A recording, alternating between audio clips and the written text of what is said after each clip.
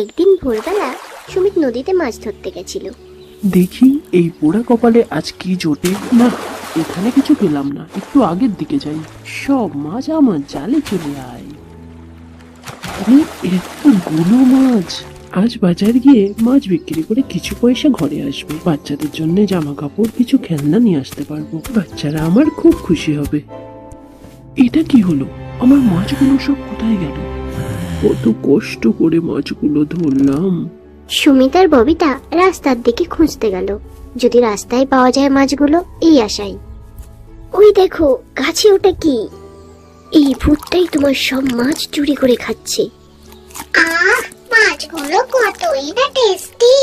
তোমরা ভয় পেও না, ও তোমাদের কোনো ক্ষতি করবে না। ও শুধু একটু মাছ খেতে চায়। আজ থেকে ওকে তোমাদের সঙ্গে করে রাখো, ও অনেক কাজে লাগবে।